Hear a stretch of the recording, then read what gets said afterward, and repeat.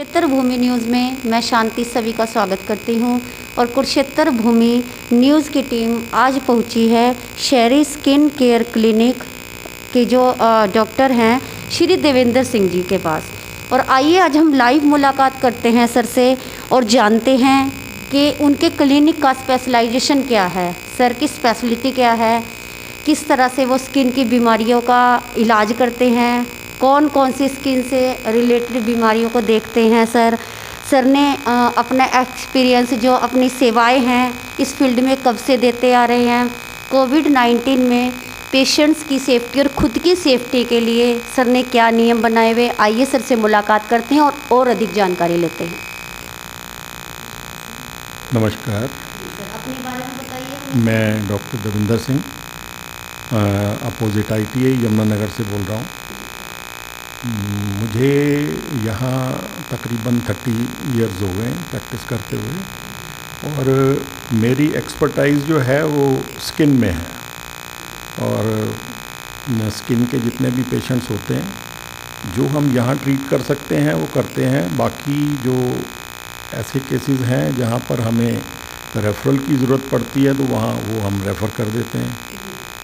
तो सर मैं जानना चाहूँगी, जिस तरह से अभी विंटर का मौसम चल रहा है तो विंटर में ज़्यादातर स्किन से रिलेटेड किस तरह की सर बीमारी सामने आती हैं, सिम्टम्स कैसे आते हैं सर?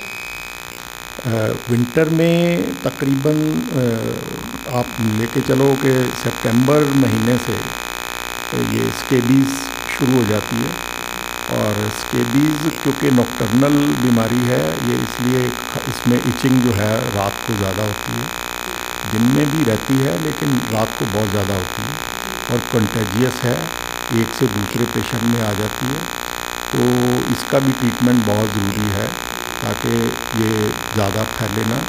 इस मौसम में जिन केसेस में ड्राई एक्जिमा होता है वो भी एक्सेजरेट कर जाता है, बढ़ जाता है और उसका भी ट्रीटमेंट इन दिनों।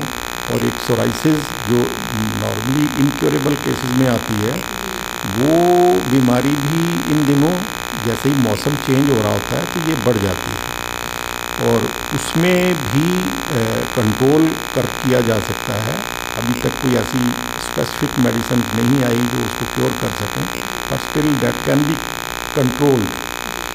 और फिर इसमें ड्राई स्किन की आ जाती हैं प्रॉब्लम्स कई। और इन दिनों में जो फंगस के केसेस हैं वो क्योंकि कपड़े बहुत ज़्यादा पहन रखे होते हैं इसलिए आपके हवा पास नहीं हो पाती अंदर कपड़ों में, तो फंगस के भी केसेस हैं। तो इस तरह सर मैं एक चीज़ और जानना चाहूँगी, जिस तरह विंटर की ही आपने बताई, बहुत अच्छे हमें बताया आपने कि किस किस तरह से फंगस या और बीमारी आती है। तो एक सर स्किन से रिलेटेड एक और बीमारी आती है कि स्वेलिंग हो जाती है पैरों में और हाथों में, स्वेलिंग हो जाती है, ईचिंग होती है, रेडिश हो जाती है, तो इससे कैसे बचा जाए सर? इसमें जब सर्दी बहुत ज़्यादा होती है तो कई केसेस ऐसे हैं जिनमें ये कंजेनिटल प्रॉब्लम होती है कि उनके पैरों पे या हाथों की उंगलियों पे जो एक्सपोज्ड पार्ट्स हैं विंटर में, सर्दी जिनमें वो वहाँ पर स्वेलिंग हो जाती है और वो चिलब्लेन्स उस बीमारी का नाम है। चिलब्लेन्स हम कहते हैं उसको, या फ्रॉस्ट बाइट भी हो गया। और उसमें अभी तक कोई ऐसी मेडिसिन नहीं आई जो उसको अगले साल के लिए रोक सके। जब सर्दी आती है तो बेस्ट यही है कि आप उसका बचाव करें, अपने कपड़े पहन के रखें, हाथों पे ग्लव्स पहन रखें, पैरों में अच्छे जुराब पहनकर और शूज़ पहनकर रखें और उससे बचाव करें। प्लस जहाँ पर आपको लगे कि बहुत ज़्यादा सर्दी है तो कोशिश करें कि उस दिन आप अवॉइड करें कि भी आप जितने एक्सपोज्ड पार्ट्स हैं वो ना लगें। तो बाकी उसमें उसी वक्त जो ट्रीटमेंट होता है वो यही है कि आप तो स्वेलिंग को कंट्रोल करोगे उसकी, या फिर अगर कहीं ऊजिंग हो गई है, ज़ख़म हो गए हैं तो उसको आप एंटीबायोटिक्स दे के उसको ठीक करोगे। तो इसका यही ट्रीटमेंट। कर सकते हैं। तो सर एक जिस तरह से यंगस्टर्स हैं, यंगस्टर का जो खान पान है वो बड़ा ऑयली है, फास्ट फूड की तरफ ज़्यादा अट्रैक्ट होते हैं, तो इन रीज़न्स की वजह से जो मुहासे या पिंपल्स हैं स्किन पर हो जाते हैं, तो इसके लिए सर हम किस तरह से इसका बचाव कर सकते हैं, क्या करना चाहिए हमें? पिछले कई सालों से हम देख रहे हैं कि बच्चों का जो खाने का तरीका है वो बहुत बदल चुका है और ज़्यादातर लोग फास्ट फूड में या जो स्ट्रीट फूड है उस पे ज़्यादा चले गए हैं, तो that is always injurious to health, वो नहीं लेना चाहिए। और कोशिश करनी चाहिए कि सर्दी में वैसे भी ऑयली चीज़ें नहीं लेनी चाहिए, क्योंकि इसमें आपकी आर्टरीज जो हैं वो श्रिंक करती हैं, तो और उसमें आपका ब्लड का जो फ्लो है प्रॉपर नहीं होता, तो इसलिए ऑयली चीज़ें लोगे तो वो और ज़्यादा इसको ख़राब करेंगी।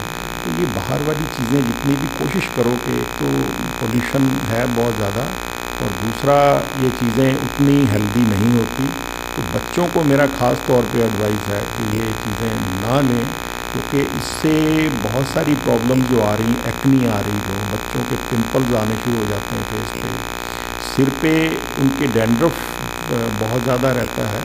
तो ये चीज़ें कोशिश करो कि बच्चों में तो अच्छी है, और इसमें मैं एक ताकीद करूँगा उनके माँ बाप को कि कोशिश करें अपने बच्चों को अच्छी आदत डालें शुरू से ही उनको ये कहें कि भाई अच्छा खाना, जैसे वो खुद अच्छा खाना खाएंगे इसी तरह बच्चे खाना सीख जाते हैं। तो मैंने देखा है कि कई लेडीज़ में या पर्टिकुलरली जो यंग उनके घर में है वो खुद उनकी आदत उतनी बढ़िया नहीं होती, इसलिए बच्चे भी उसी तरह का सीख जाते हैं। तो पहले तो अपनी आदत ठीक की जाए, फिर उसी हिसाब से बच्चे भी उसी तरह चलेंगे। तो ये अच्छा खाना ही इन दिनों में जो घर का खाना है या फिर फ्रूट्स हैं, सैलड्स हैं, ज़्यादातर यही खाना चाहिए। तो सर जानना चाहूँगी मैं अपने क्लिनिक के द्वारा, जिस तरह से बहुत अच्छा आपने हमें सर हर चीज़ के बारे में बहुत अच्छा नॉलेज दिया, तो अपने क्लिनिक की तरफ से सर कोई स्किन कैंप वगैरह भी ऑर्गेनाइज़ किया जाता है? हमारे अभी कोविड की वजह से तो कोई ऐसा कैंप नहीं लगाया जा सका पिछले तकरीबन 1 साल से। बाकी इससे पहले हमारे कैंप ऑर्गेनाइज़ करते हैं, कंपनीज़ आ जाती हैं, सिप्ला आ जाती है, तो वो मेडिसिन्स तो वही देते हैं, हम पेशेंट्स को देखते हैं, सिर्फ कंसल्टेशन भी हमारी उस दिन कोई नहीं होती, तो पेशेंट्स को ऑलमोस्ट फ्री देखा जाता है, और जितने दिन का भी कोर्स होता है ऑलमोस्ट कंपनीज उतने दिन की दवाई उसको दे देते हैं। तो बाकी उनको चाय वगैरह भी यहाँ दी जाती है उसी दिन, तो इस तरह है।